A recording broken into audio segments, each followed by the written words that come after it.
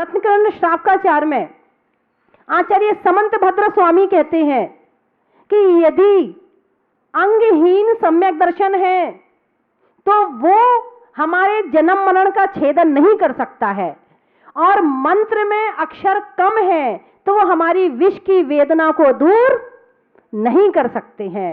तो सम्यक दर्शन है तो 2 अंग होने भी इसमें बहुत जरूरी, और एक अंग है वात्सल्य अंग। कौन सा अंग? वात्सल्य अंग। और वात्सल्य कैसा होना चाहिए? निस्वार्थ होना चाहिए। हमें आपसे कोई स्वार्थ नहीं है। आपको प्रवचन सुना रहे हैं, ज्ञान दे रहे हैं, बताइए मुझे कुछ चाहिए कि आपसे? नहीं। वात्सल्य भावना है कि जितने श्रावक हैं, जितने धर्मात्मा हैं, कोई दुखी ना हो, सब सम्यक दृष्टि बने, सबका धर्म का पालन अच्छे से हो, सब स्वर्ग और मोक्ष में जाएं। अंदर से वात्सल्य है। और कैसा वात्सल्य है? धर्मी सौ गौ वच्छ प्रीति सम, कर जिन धर्म दिपावे। जैसे एक गाय अपने बछड़े को प्रेम करती है, कितना प्रेम करती है? जब तक बछड़े को पास में खड़ा ना कर दो दूध नहीं देती है, इतना प्रेम करती है। और किसान भी बड़े होशियार होते हैं, यदि गाय को कहीं ले जाना हो तो गाय के गले में रस्सी नहीं बांधते हैं, बछड़े को गले में रस्सी बांध के आगे आगे बछड़े को लेके चलते हैं, और गाय उसके प्रेम में पीछे पीछे दौड़ती चली जाती है।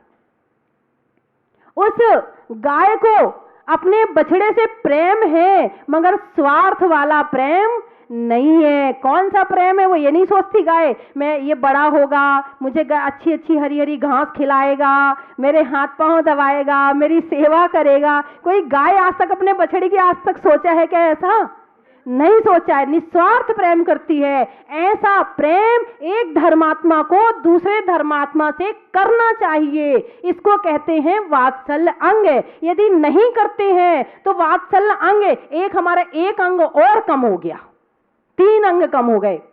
फिर हमने जो निंदा बुराई करी सबकी, उससे प्रभावना नहीं अप्रभावना हुई, उससे अप्रभावना हुई। तो जितने लोगों की श्रद्धा खत्म हुई उतने लोगों के मन में अप्रभावना आई। तो हमने प्रभावना अंग का भी पालन नहीं किया, अप्रभावना और खत्म कर दी, 4 कम हो गए।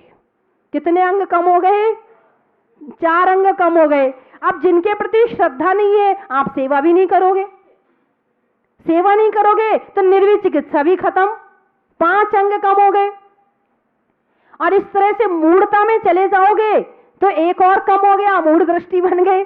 यदि एकमात्र हम निंदा बुराई करते हैं तो हमारे 5 अंग सम्यक दर्शन के खत्म हो जाते हैं। इसलिए कर सको तो कम से कम उनका गुणगान कर लेना, क्योंकि संसार में सब चीज एक सी नहीं है। प्रकृति ने सबको एक सा नहीं बनाया है। बनाया है क्या? नहीं बनाया है। एक आम का बगीचा है, आम के बगीचे में 100 पेड़ आम के लगे हैं। क्या 100 पेड़ के फल का स्वाद एक सा होता है क्या? क्या 100 पेड़ की लंबाई ऊंचाई मोटाई एक सी होती है क्या? नहीं होती है, सबकी अलग अलग होती है। जब एक बगीचे के 100 पेड़ के आम एक से जैसे नहीं होते हैं तो 100 आदमी एक से कैसे हो सकते हैं? हाथ में 5 उंगलियां हैं, अंगूठा, प्रथमा, मध्यमा, अनामिका और छिंगली, छोटी उंगली है, 5 उंगली है। ये कितना बड़ा है? ये कितनी बड़ी है? ये कितनी बड़ी? सबकी साइज बराबर है क्या? नहीं है ना। आप क्या कहते हैं? सबको बराबर होना चाहिए, सबको एक सा कैसे हो जाए एक? यदि 5 उंगली बराबर हो जाए फिर आप अपनी थाली में जो रोटी रखी ना उसको खा के दिखा दो। यदि 5 उंगली बराबर हो जाएंगी तुम्हारा पेट भी नहीं भर सकता है।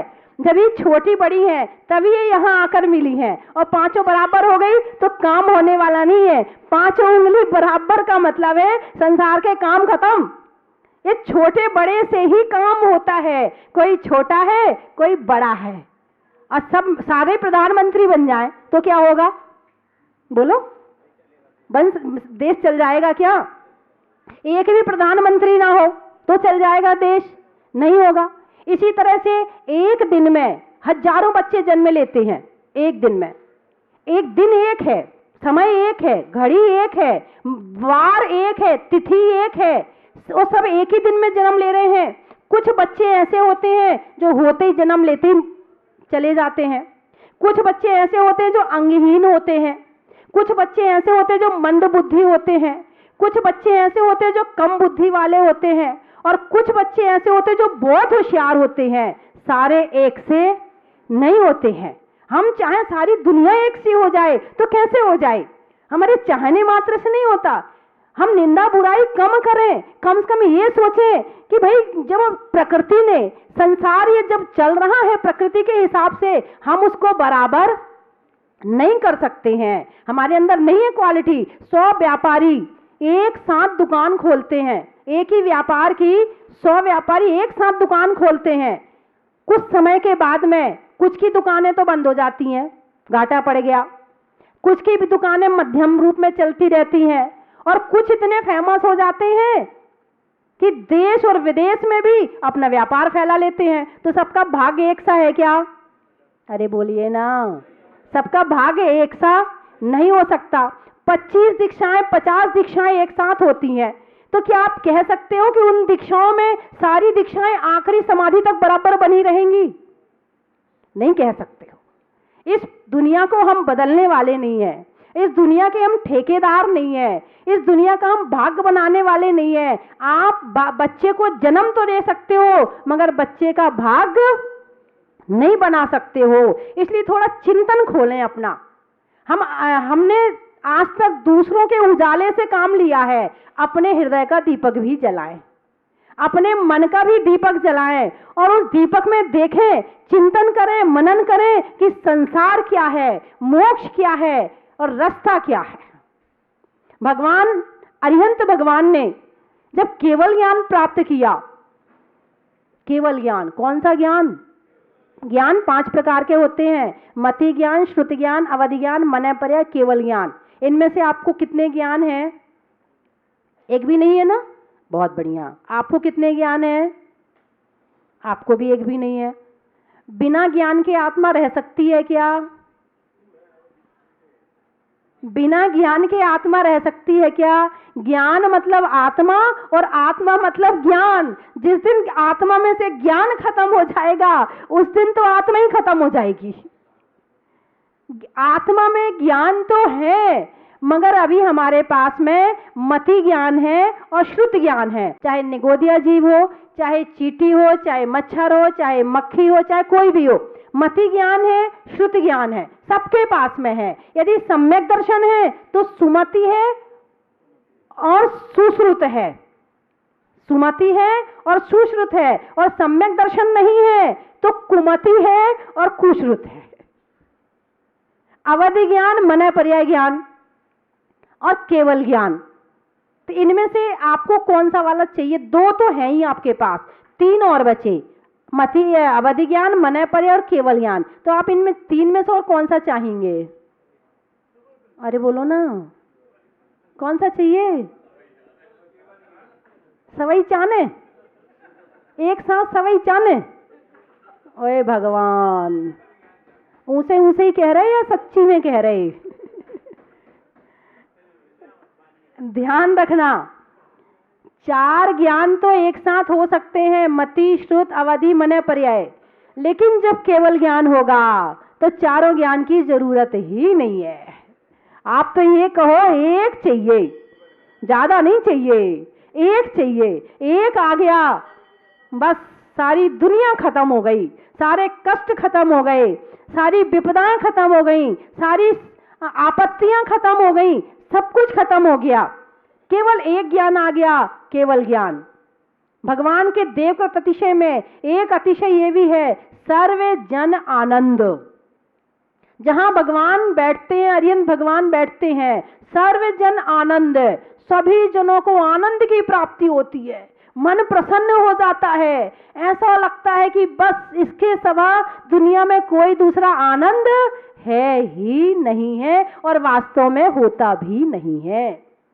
तो कितने ज्ञान चाहिए आपको? आप तो बच्चे हैं, मुझे ऐसा लग रहा आप तो बच्चे हैं। हमें तो सवई चाहिए, कम नहीं चाहिए, सवई चाहिए हमें तो है। हाँ, एक दो से काम नहीं चलेगा, हमें तो सवई ज्ञान चाहिए। अरे क्वालिटी देखो, क्वांटिटी में 4 और क्वालिटी में 1। क्वांटिटी नहीं चाहिए, एक ज्ञान चाहिए, केवल ज्ञान चाहिए है। कभी भी आज के बाद कोई पूछे आपसे तो एक ही मांगना, ज्यादा मत मांगने, 5 उंगलियां मत दिखा देना, नहीं तो कोई ज्ञानी होगा वो यही समझेगा आपको कुछ भी नहीं आता है। और यदि आपने कह दिया नहीं एक ज्ञान चाहिए, केवल ज्ञान, वो समझ जाएगा नहीं नहीं ये तो बहुत ज्ञानी भाई साहब है। बात समझ में आ गई कि नहीं आई? बोलो आ गई, बोलो आ गई, जोर से बोलो आ गई, गई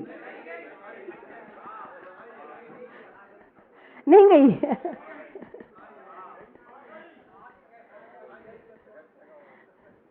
तो बंधुओं, केवल ज्ञान, केवल ज्ञान आ जाए बस। केवल, केवल मात्र, केवल का मतलब क्या होता है? मात्र, अकेला। कहते हैं ना केवल इतने पैसे चाहिए, मात्र इतने पैसे चाहिए, अकेले इतने पैसे चाहिए, अकेले, मात्र, केवल, एकमात्र। क्या बचा है? ज्ञान बचा है। क्या बचा है भगवान के पास में? ज्ञान बचाया है। कुछ नहीं, ज्ञानावरणी से संबंधित जितना अज्ञान था वो सारा खत्म हो गया और मात्र जो प्रकट हुआ है वो केवल ज्ञान प्रकट हो गया है। केवल, अकेला। अब ज्ञानमयी जो हमारी आत्मा है उसमें कहीं अंधेरा नहीं है। अभी अंधेरा है कि नहीं हमारी आत्मा में? अरे बोलो ना, जोर से बोलो ना। जैसे सूरज है, सूरज के ऊपर यदि बादल आ जाएं तो ये तो नहीं कह सकते कि सूरज खत्म हो गया, ये कहेंगे बादल आ गए हैं इसलिए दिख नहीं रहा है। ऐसे ही हमारी जो आत्मा है, केवल ज्ञानी आत्मा है, उस पर कर्मों के बादल छाए हुए हैं। जिस दिन ये बादल अलग हो जाएंगे उस दिन हमें केवल ज्ञान की प्राप्ति हो जाएगी। तब ये केवल ज्ञान मिलता कहां से है? ऐसा कौन सा मंदिर है जहां हम पूजा करें तो केवल ज्ञान मिल जाए? ऐसा कौन सा स्थान है कि जहां की भक्ति करने से, उनकी माला फेरने से केवल ज्ञान मिल सकता है? कोई बता सकता है मुझे? है, साधु संत की संगति से केवल ज्ञान मिल जाएगा। अच्छा भैया, ये केवल ज्ञान जब भी मिलेगा अपने अंदर पहुंचकर ही मिलेगा। जब तक बाहर भटकते रहोगे कभी भी केवल ज्ञान मिलने वाला नहीं है। ये प्रार्थना करने से नहीं मिलेगा, ये सेवा करने से नहीं मिलेगा, ये माला फेरने से नहीं मिलेगा, ये दान देने से नहीं मिलेगा, ये ध्यान करने से मिलेगा। ये आत्मा का ध्यान करने से मिलेगा, अपनी बुराइयां हटाने से मिलेगा, मोहिनी कर्म, ज्ञानावरणी कर्म के नाश करने से मिलेगा। ये कभी भी दूसरों के माध्यम से नहीं मिल सकता है। गुरु हमारे केवल हमें एक टॉर्च पकड़ा सकते हैं, लो भैया ज्ञान की ये टॉर्च ले लो, चलना तुम्हें पड़ेगा, देखना तुम्हें पड़ेगा, देखना तुम्हें पड़ेगा, चलना तुम्हें पड़ेगा। हम ज्ञान की बात बता सकते हैं, भाव तो आपको बनाने पड़ेंगे। जितने लोग प्रवचन सुन रहे हैं जरूरी नहीं कि वो सारे सुन ही रहे हैं। यदि उनके ज्ञानावरणी तीव्र कर्म का उदय हो सकता है नींद भी आ जाए, हो सकता है मन भटक जाए, हो सकता है भाव खराब हो जाए, वहां दुनिया भर के काम हो सकते हैं। ज्ञानावरणी कर्म का तुम प्रवचन भी नहीं सुन सकते हो। ये हमारे कर्म है, हमें ही हटाने पड़ेंगे, कोई दूसरा हटाने वाला नहीं है। सामने वाला राह दिखा सकता, देख भैया वो जा रहा मोक्ष का रास्ता, बस इतना दिखा सकता, उंगली दिखा सकता। अब तुम उंगली पकड़ के बैठ जाओ नहीं यही मोक्ष है, तो बात गलत है। रास्ते में माइलस्टोन लगे होते हैं, मील के पत्थर लगे होते हैं। जहाजपुर यहां से 16 किलोमीटर, अब तुम उस पत्थरी को पकड़ के बैठ जाओ यही जहाजपुर है, तो बात गलत है। वो मील का पत्थर तुम्हें मोक्ष नहीं पहुंचा सकेगा, वो केवल रास्ता दिखाएगा, मोक्ष नहीं पहुंचाएगा। मोक्ष पहुंचने के लिए चलना हमें पड़ेगा, ध्यान हमें करना पड़ेगा, साधना हमें करनी पड़ेगी, उपवास हमें करना पड़ेगा, भक्ति हमें करनी पड़ेगी। कोई दूसरा नहीं कर सकता है। बताइए कर सकता है क्या?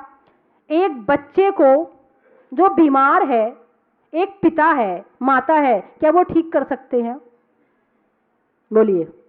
आपका बच्चा है, आप चाहो कि उसको इंजीनियर बनाना चाहते हो और उसमें बुद्धि कम है, तो आप में ताकत है कि आप अपने बच्चे को इंजीनियर बना दो?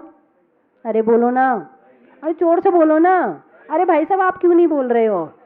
ये सोच में पड़ गए शायद, हाँ मैं बना सकता हूँ। भूल जाओ।